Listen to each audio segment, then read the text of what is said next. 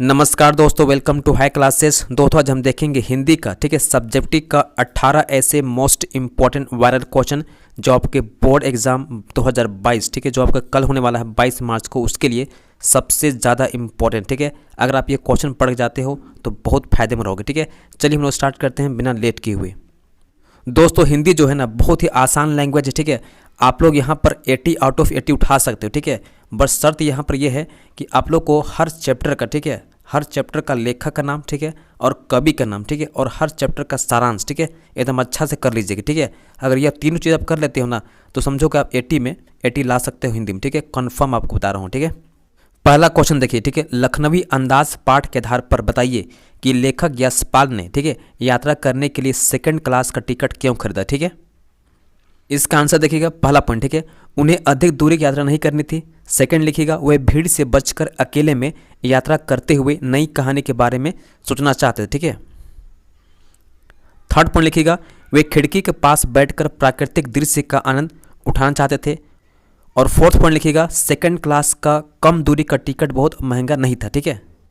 अगला सवाल देखिएगा, लेखक को नवाब साहब के किन हाव भाव से महसूस हुआ कि उनसे बातचीत करने के लिए तनिक भी उत्सुक नहीं थे, ठीक है, एक्साइटेड नहीं थे। इसका आंसर देखिएगा, जब लेखक अपनी सीट पर बैठा तो नवाब साहब उनसे नजर मिलाने से बच रहे थे। नवाब साहब खिड़की से बाहर देख रहे थे। इन हाव भाव से पता चलता है कि नवाब साहब लेखक से बातचीत करने के लिए तनिक भी उत्सुक नहीं थे, एक्साइटेड नहीं थे, ठीक है। अगला सवाल देखिएगा, परशुराम ने अपने फरसे की क्या क्या विशेषताएं बताई, ठीक है। इसका आंसर देखिएगा, इसी फरसे के बल पर उन्होंने सहस्त्र बाहु को हराया था, ठीक है। सेकंड पॉइंट लिखिएगा, उनका फरसा अत्यंत भयानक और कठोर है, ठीक है। यह फरसा गर्भ में पल रहे बच्चों को भी वध कर डालता है, ठीक है। और फोर्थ पॉइंट लिखिएगा, यह फरसा परशुराम का प्रिय हथियार था। नेक्स्ट क्वेश्चन देखिएगा, गोपियों ने किन किन उदाहरणों के माध्यम से उद्धव को उलाहने दिए हैं, ठीक है। इसका आंसर देखिए, उन्होंने कहा कि उनकी प्रेम भावना उनके मन में ही रह गई है, ठीक है, दब गई है। वे ना तो कृष्ण से अपनी बात कह पाती है ना अन्य किसी से, ठीक है। अर्थात गोपियों को, ठीक है, कृष्ण से इतना मोहब्बत है, इतना प्यार था, इतना लगाव था कि अपना बात, ठीक है, कृष्ण से कह नहीं पा रहे थे और ना ही दूसरों से, ठीक है। नेक्स्ट पॉइंट लिखिएगा, वे कृष्ण के आने के ही इंतजार में जा रही थी किंतु कृष्ण ने स्वयं न आकर योग संदेश भिजवा दिया, ठीक है। इससे उनकी विरह व्यवस्था और अधिक बढ़ जाती है, ठीक है। आगे लिखिएगा, वे कृष्ण से रक्षा की गुहार लगाना चाह रही थी, वहां से प्रेम का संदेश चाह रही थी, परंतु वहीं से योग संदेश की धारा को आया देखकर उनका दिल टूट जाता है, ठीक है, टूट गया। अगला सवाल देखिए, कृष्ण के प्रति अपने अनन्य प्रेम को गोपियों ने किस प्रकार अभिव्यक्त किया है, ठीक है। इसका आंसर देखिए, वे अपनी स्थिति गुड़ से चिपटी चिमटियों जैसी पाती है जो किसी भी दिशा में कृष्ण प्रेम से दूर नहीं रह सकती। आप देखे होंगे जैसे ही चींटी गुड़ से चिपक जाता है ना तो वहाँ से निकलना मुश्किल होता है, उसी प्रकार से ये गोपियाँ जो थी ना, इतना प्रेम इतना लगाव था कृष्ण तो उससे अलग नहीं हो पा रही थी, ठीक है। सेकंड लिखिएगा, वे श्री कृष्ण को हारिल की लकड़ी के समान मानती है, ठीक है। अगला पॉइंट देखिएगा, वे श्री कृष्ण के प्रति मन कर्म और वचन से समर्पित है, ठीक है। और चौथा पॉइंट लिखिएगा, वे सोते जागते दिन रात कृष्ण का जाप करती है, ठीक है, इतना लगाव है, इतना प्रेम है, ठीक है। अगला सवाल देखिएगा, प्रातः ही जगावत गुलाब चटकारी दें, इस पंक्ति का भाव स्पष्ट कीजिए, ठीक है। इसका आंसर देखिएगा, इस कथन के माध्यम से कवि कहना चाहता है कि निजी प्रेम, ठीक है, जो अपना प्रेम होता है, मधुर क्षण सबके सामने प्रकट योग्य नहीं होते, ठीक है।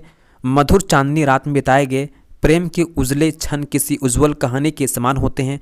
यह गाथा बिल्कुल निजी संपत्ति होती है, ठीक है, अतः आत्मकथा में इसके बारे में कुछ लिखना अनावश्यक है, ठीक है। आप समझ सकते हो, जब निजी प्यार होता है, ठीक है, निजी मोहब्बत होता है, ठीक है, तो उसको हर के सामने प्रकट करना मुश्किल होता है, ठीक है। तो यही बात थी उसमें, ठीक है। अगला सवाल देखिए, गोपियों के अनुसार, ठीक है, राजा का धर्म क्या होना चाहिए, ठीक है। उत्तर देखिए इसका, गोपियों के अनुसार राजा का धर्म यह होना चाहिए कि वह प्रजा को अन्याय से बचाए, उन्हें सताए जाने से रोके, ठीक है। अगला सवाल देखिएगा, मुरझा कर गिर रही पत्तियां किसका प्रतीक है, ये किसका बोध कर रही, ठीक है। इसका आंसर देखिएगा, मुरझा कर गिरने वाली पत्तियां मानव जीवन में आए दुख निराशाओं के प्रतीक होती है। कवि के जीवन में आए दुख वृक्ष की पत्तियों के समान गिरकर एक एक कर क्रमशः याद आ रहे हैं, ठीक है। इससे कवि को जीवन की नश्वरता, ठीक है, का बोध भी हो रहा है कि ये जीवन जो है ना ख़त्म होने वाली चीज़ होती है, ठीक है, कभी न कभी ख़त्म हो जाएगी, ठीक है। ऐसा नहीं कि हम लोग हमेशा अजर व अमर रहेंगे, ठीक है, ये गलत है। अगला सवाल देखिएगा, वो लंगड़ा है क्या जाएगा फौज में, पागल है पागल। कैप्टन के प्रति पान वाले की इस टिप्पणी पर अपनी प्रतिक्रिया लिखिए। इसका आंसर देखिएगा, वह लंगड़ा क्या जाएगा फौज में, ठीक है, पागल है पागल। पान वाला कैप्टन चश्मे वाले के बारे में कुछ ऐसी ही घटिया सोच रखता है। वास्तव में कैप्टन इस तरह की उपेक्षा का पात्र नहीं है। उसका इस तरह का मजाक उड़ाना तनिक भी उचित नहीं है। वास्तव में कैप्टन उपहास का नहीं बल्कि सम्मान का पात्र है, जो अपने अति सीमित संसाधनों से नेताजी की मूर्ति पर चश्मा लगाकर देश प्रेम का प्रदर्शन करता है और लोगों में देशभक्ति की भावना उत्पन्न करने के अलावा प्रगाढ़ भी करता है, ठीक है। अगला सवाल देखिएगा, सेनानी ना होते हुए भी चश्मे वाले को लोग कैप्टन क्यों कहते थे। सेनानी ना होते हुए भी लोग चश्मे वाले को कैप्टन इसलिए कहते थे क्योंकि कैप्टन चश्मे वाले में नेताजी के प्रति अगाध लगाव एवं श्रद्धा भाव था, ठीक है। आगे लिखिएगा, वह शहीदों एवं देशभक्तों के अलावा अपने देश से उसी तरह लगाव रखता था जैसा कि फौजी व्यक्ति रखते हैं, ठीक है। और थर्ड पॉइंट लिखिएगा, उसमें देश प्रेम एवं देशभक्ति का भाव कूट कूट कर भरा था। अगला सवाल देखिएगा, भगत यानी कि बाल गोविंद, ठीक है, कि पुत्र वधू उन्हें अकेले क्यों नहीं छोड़ना चाहती थी। इसका आंसर देखिएगा, भगत की पुत्र वधू उन्हें इसलिए अकेला नहीं छोड़ना चाहती थी क्योंकि भगत के इकलौते पुत्र और उसके पति की मृत्यु के बाद भगत अकेले पड़ गए। आगे लिखिएगा, स्वयं भगत वृद्धावस्था में है, ठीक है, बूढ़ा हो गए थे। वे नेक धर्म का पालन करने वाले इंसान थे जो अपने स्वास्थ्य की तनिक भी चिंता नहीं करते थे। वह वृद्धावस्था में अकेले पड़े भगत को रोटियां बना कर देना चाहती थी और उनकी सेवा करके अपना जीवन बिताना चाहती थी। अगला सवाल देखिएगा, लेखक ने फादर बुल्के को मानवीय करुणा की दिव्य चमक क्यों कहा, ठीक है। दोस्तों आपका यहाँ से एक क्वेश्चन है बहुत कंफर्म रहने वाला, ठीक है, फादर बुल्के से एकदम अच्छे से कर लीजिएगा, ठीक है। इसका आंसर देखिएगा, लेखक ने फादर कामिल बुल्के को मानवीय करुणा के दिव्य चमक इसलिए कहा है क्योंकि फादर नेक दिल वाले वह व्यक्ति थे जिनकी रगों में दूसरों के प्रति प्यार, अपनत्व, ममता भरी थी, ठीक है। वह लोभ, क्रोध, कटुभाषिता से कोसों दूर थे, ठीक है। वे अपने परिचितों के लिए स्नेह और ममता रखते थे। वे दूसरों के दुख में सदैव शामिल होते थे और अपने सांत्वना भरे शब्दों से उनका दुख हर लेते थे, उनका दुख को कम करते थे। आगे लिखिएगा, लेखक को अपनी पत्नी और बच्चे की मृत्यु पर फादर के सांत्वना भरे शब्दों से शांति मिली थी। वे अपने प्रेम और वात्सल्यता के लिए जाने जाते थे। अगला सवाल देखिएगा, फादर की उपस्थिति देवदार की छाया जैसी क्यों लगती थी। इसका आंसर देखिएगा, फादर परिमल के सदस्यों से अत्यंत घनिष्ठ एवं पारिवारिक संबंध रखते थे। वे उम्र में बड़े होने के कारण आशीर्वचन कहते, दुखी मन को सांत्वना देते, जिससे मन को उसी तरह की शांति मिलती और सुकून मिलता जैसे थके हारे यात्री देवदार की शीतल छाया में मिलता है, ठीक है। इसलिए उनकी उपस्थिति देवदार की छाया जैसी लगती थी, ठीक है। अगला सवाल देखिएगा, बिस्मिल्लाह खां को शहनाई की मंगल ध्वनि का नायक क्यों कहा जाता है, ठीक है। यहाँ से भी आपका क्वेश्चन दोस्तों कंफर्म रहने वाला, ठीक है।